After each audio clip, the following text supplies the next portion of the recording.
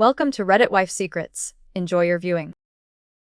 The chandelier in Sarah's living room casts a warm, golden glow over everything, making the champagne in my glass sparkle like diamonds.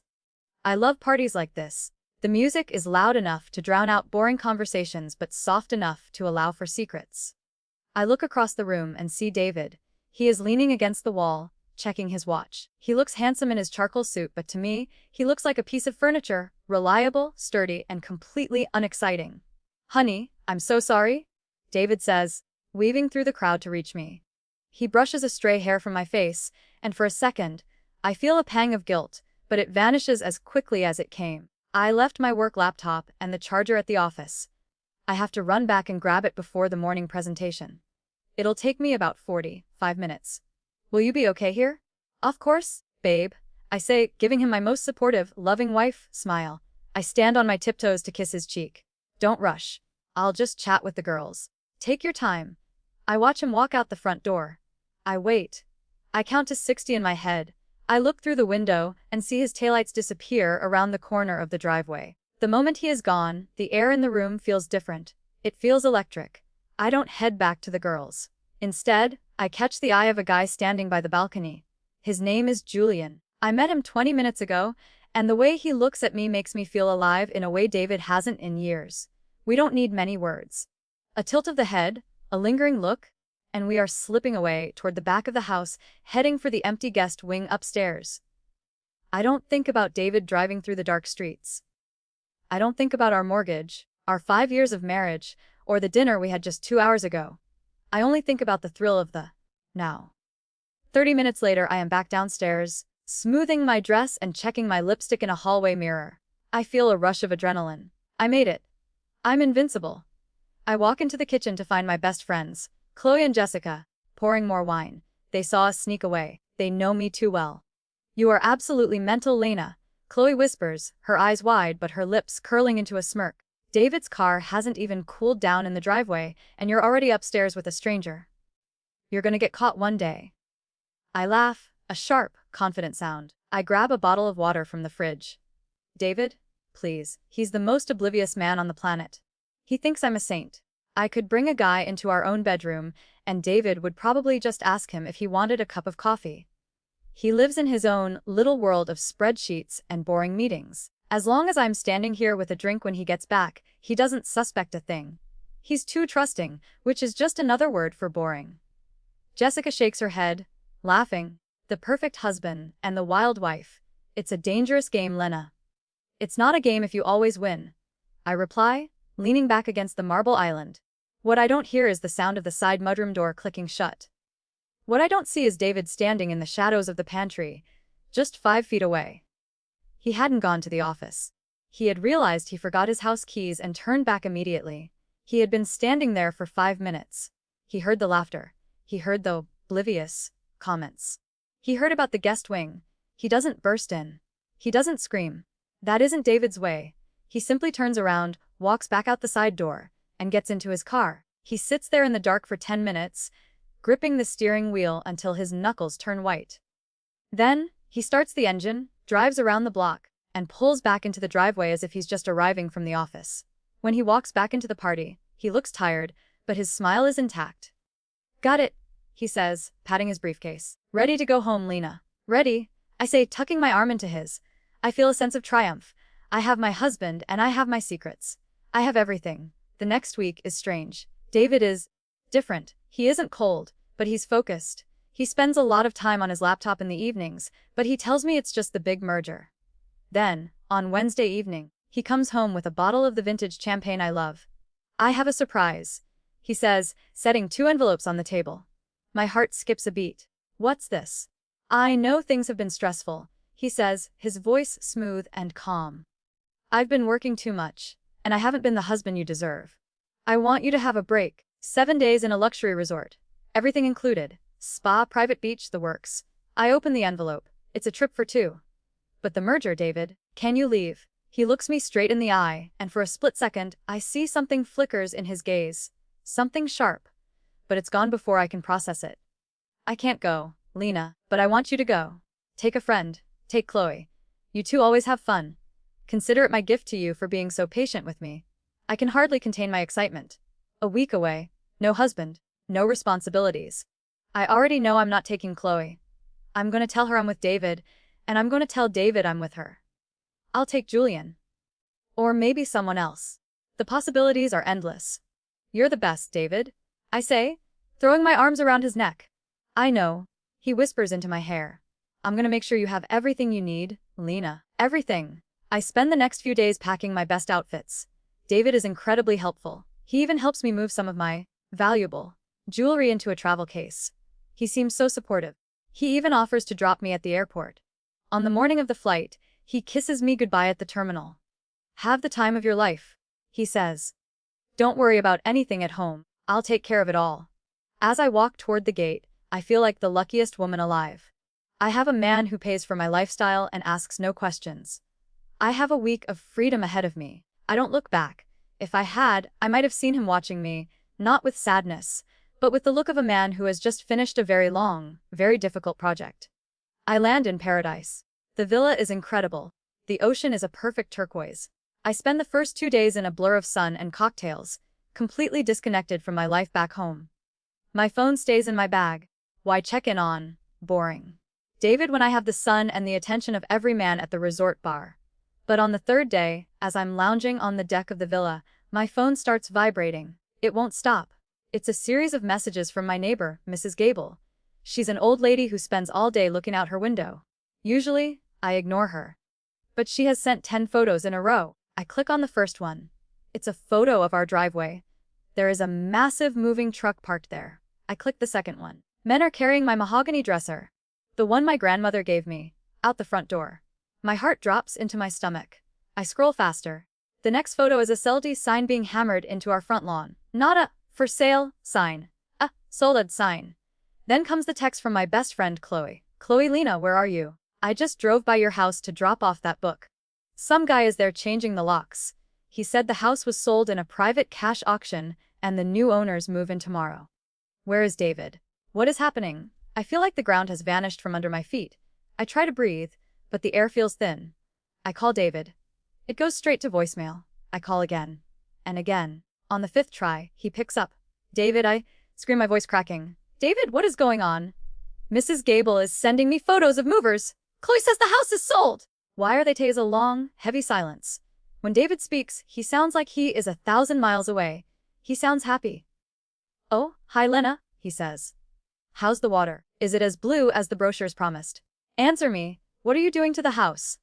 I'm moving, Lena, he says simply. Well, I've already moved. I realized after that party at Sarah's that our living arrangement wasn't efficient. You wanted a husband who was oblivious, right? Well, I decided to be very the blood drains from my face. My hand starts to shake so hard I almost drop the phone. You heard us? I whisper. I heard everything, Lena. Every word. So, I spent the last 2 weeks being very busy. I sold the house, cash deal, under market value just to move it fast. I sold your car. I sold the furniture. I even sold that designer bag collection you loved so much. The money. Well, let's just say it's in a place where your lawyers will never find it. It's already been converted to crypto and moved to an offshore account in a country I'm currently flying to. You can't do this, I yell, tears streaming down my face. That's my house too. Those are my things. Actually, David says, and I can hear the smirk in his voice. Check your email. I sent you a copy of the pre-nuptial agreement you signed without reading carefully 5 years ago. Infidelity clauses are a beautiful thing, aren't they?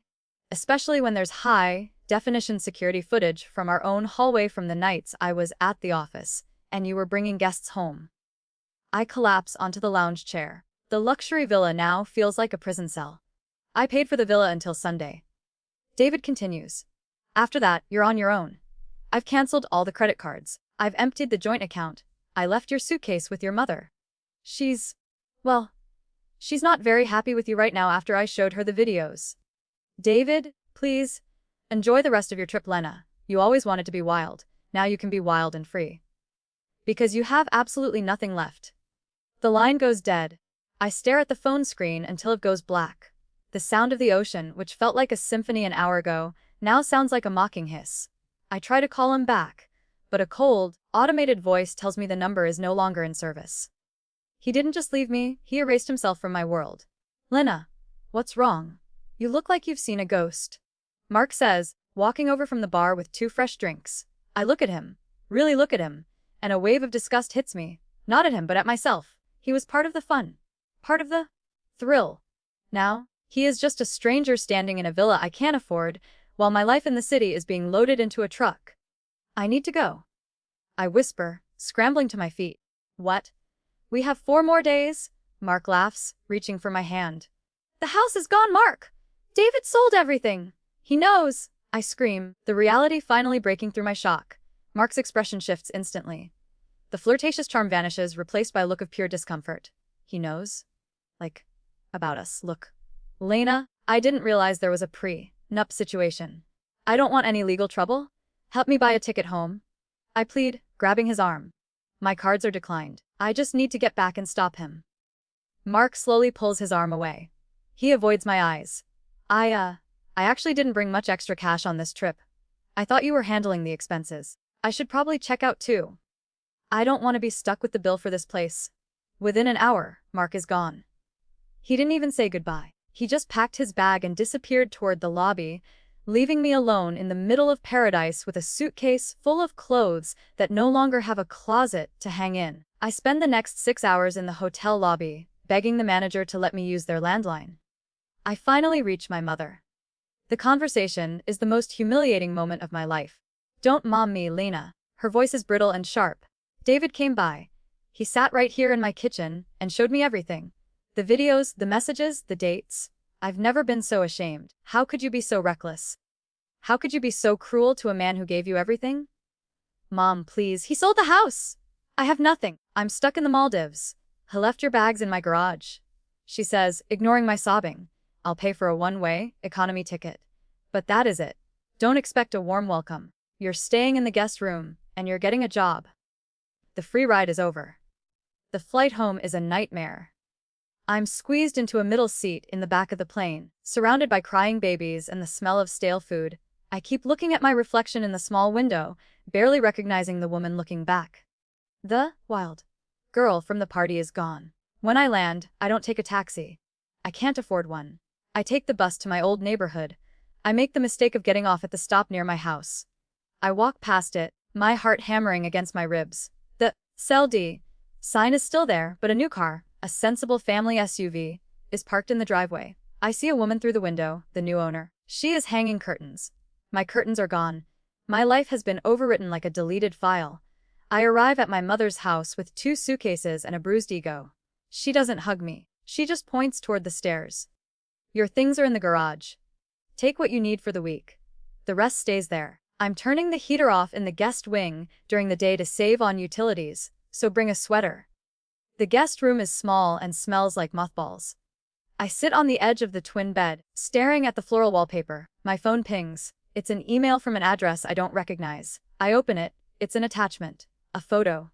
It's David. He's sitting at an outdoor cafe in a city that looks like Lisbon or Madrid. He has a coffee in front of him and a relaxed, genuine smile on his face. He looks younger. He looks free. There is no text in the email. Just the photo.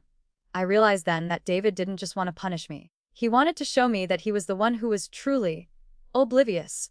Oblivious to how much better his life could be without me. I lie back on the hard mattress and cry until my throat hurts. I have no husband, no home, no money, and the friends I thought I had haven't returned my calls in 48 hours. I used to think David was the boring one, the one who stayed in one place. But as I look around this cramped room, I realize he's the one who moved on, and I'm the one who is stuck. I check my bank account one last time, hoping for a miracle. Balance 0 by Zodu. Tomorrow, I have to walk to the grocery store down the street to ask for a job application. The wild life is over. The real world has finally arrived. The alarm on my phone goes off at 6:00 a.m. It's a harsh, buzzing sound that vibrates against the wooden nightstand in my mother's guest room. For a split second, I expect to wake up in my king-sized bed with Egyptian cotton sheets. I expect to hear the soft hum of the central AC and see the sun rising over the manicured lawn of our suburban home. Instead, I smell stale coffee and the scent of old magazines. I am in a twin bed, and the radiator is clanking. I spend my morning in a way I never imagined. I don't go to the gym with a personal trainer. I don't meet the girls for a brunch that costs $100. I put on a plain white blouse and black trousers, one of the few professional outfits David didn't throw away, and I walk 3 miles to the shopping center. The manager at the local supermarket is a man named Greg. He looks at my resume, then looks at my manicured nails, which are now chipped and dull. "You haven't worked in 6 years, Lena?" he asks, flipping the page. "I was managing a household," I say, my voice trembling. It sounds like a lie even to me. I wasn't managing anything. I was spending David's money and looking for the next rush of adrenaline. "Well, I need someone for the deli counter. It's early shifts. You'll be slicing meat and cleaning the glass. It's minimum wage to start. Do you want it?" I look at his name tag. I think about the Maldives. I think about the $0 in my bank account. "I'll take it," I say. Working the deli counter is a special kind of hell. The smell of ham stays in my hair. My backache is from standing on the hard floor. But the worst part isn't the work. It's the fear of being seen. 2 weeks into the job it happens. I am wrapping a pound of roast beef when I hear a familiar laugh. I look up, and there is Jessica. She is wearing the designer trench coat I helped her pick out last autumn. She looks radiant. Our eyes meet. For a moment, there is total silence. "Lena," she whispers, her eyes darting to my plastic apron and the hairnet I'm forced to wear. "Oh my God. Is that you?"